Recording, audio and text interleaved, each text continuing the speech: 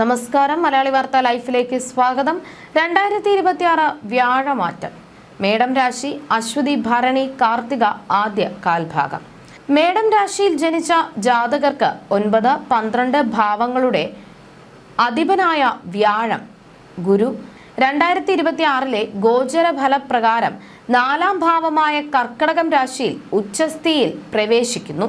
സുഖം, മാതൃസ്ഥാനം, വാഹനം, ഗ്രഹം എന്നിവയെ സൂചിപ്പിക്കുന്ന 4ാം ഭാവത്തിലേക്ക് ഭാഗ്യസ്ഥാനാധിപനായ വ്യാഴം എത്തിച്ചേരുന്നത് അതീവ ശുഭകരമായ ഊർജ്ജമാറ്റത്തിന് വഴിതെളിക്കും.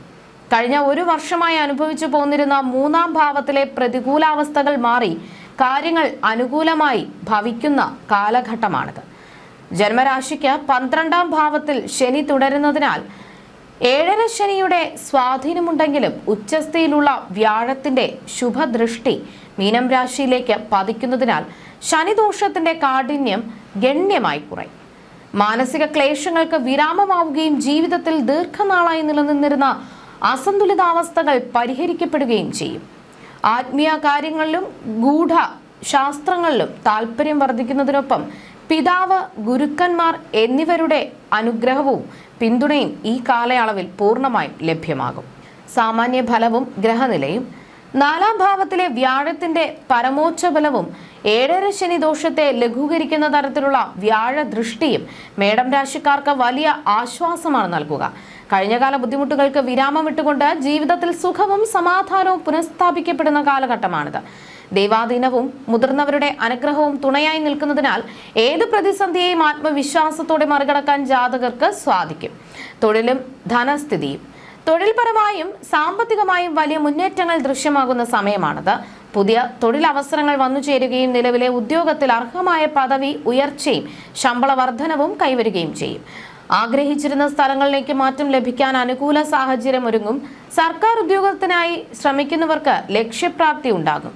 സ്വന്തമായി വരുമാന മാർഗം കണ്ടെത്തുന്നതിനും ബിസിനസ് വിപുലീകരിക്കുന്നതിനും സാധിക്കും. റിയൽ എസ്റ്റേറ്റ്, കൃഷി, ഫാം ഹൗസ്, തോട്ടം നിർമ്മാണം, കന്നുകാലി വളർത്തൽ എന്നീ മേഖലകളിൽ പ്രവർത്തിക്കുന്നവർക്ക് മികച്ച ലാഭവും പുരോഗതിയും ഈ ഗോചര മാറ്റം സമ്മാനിക്കും. 12ാം ഭാവത്തിന്റെ അധിപൻ കൂടിയായ വ്യാഴം 4ാം ഭാവത്തിൽ നിൽക്കുന്നതിനാൽ മുൻകാല നിക്ഷേപങ്ങളിൽ നിന്ന് മികച്ച സാമ്പത്തിക നേട്ടം പ്രതീക്ഷിക്കാം.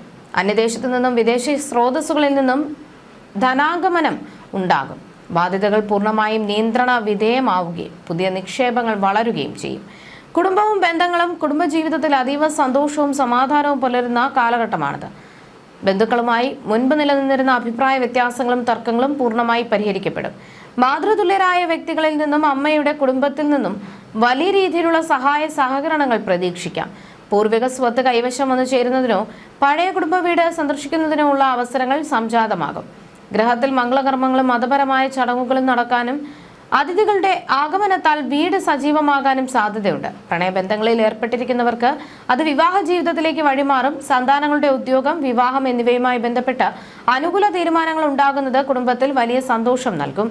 വ്യക്തമായ സ്വാധീനവും അംഗീകാരവും നേടിയെടുക്കാൻ ജാതകർക്ക് സാധിക്കും. ആരോഗ്യവും മാനസികാവസ്ഥയും. ദീർഘനാളായി ശാരീരിക ബുദ്ധിമുട്ടുകളും രോഗാരിഷ്ടതകളും അനുഭവിച്ചിരിക്കുന്നവർക്ക് ഈ വ്യാഴമാറ്റത്തോടെ വലിയ ആശ്വാസവും രോഗമുക്തിയും കൈവരും. ഉച്ചസ്ഥിതിയിലുള്ള വ്യാഴത്തിന്റെ പ്രഭാവം മൂലം ശാരീരിക സുഖവും ദീർഘായുസ്സും വർദ്ധിക്കും. മാനസികമായ സമ്മർദ്ദങ്ങൾ ഒഴിഞ്ഞു പോവുകയും കൃത്യമായ ആത്മവിശ്വാസത്തോടെ കാര്യങ്ങളെ അഭിമുഖീകരിക്കാൻ സാധിക്കുകയും ചെയ്യും. ദൈവാധീനം വർദ്ധിക്കുന്നതിനാൽ മനസ്സിന് ശാന്തതയും ആത്മീയ ചിന്തകളും കൈവരും. എങ്കിലും ഭക്ഷണകാര്യങ്ങളിൽ കൃത്യമായി ശ്രദ്ധ പുലർത്തുന്നത് ഉദരസംബന്ധമായ അസ്വസ്ഥതകൾ ഒഴിവാക്കാൻ സഹായിക്കും. 7ര ശനിയുടെ നേരിയ സ്വാധീനം നിലനിൽക്കുന്നതിനാൽ യാത്രകളിലും വാഹനം ഉപയോഗിക്കുമ്പോഴും അനാവശ്യമായ ധൃതി ഒഴിവാക്കുകയും ജാഗ്രത പാലിക്കുകയും ചെയ്യുന്നത് ശാരീരിക ക്ഷതങ്ങൾ ഉണ്ടാകാതിരിക്കാൻ ഉചിതമായിരിക്കും. പ്രധാനമായും ശ്രദ്ധിക്കേണ്ട കാര്യങ്ങൾ.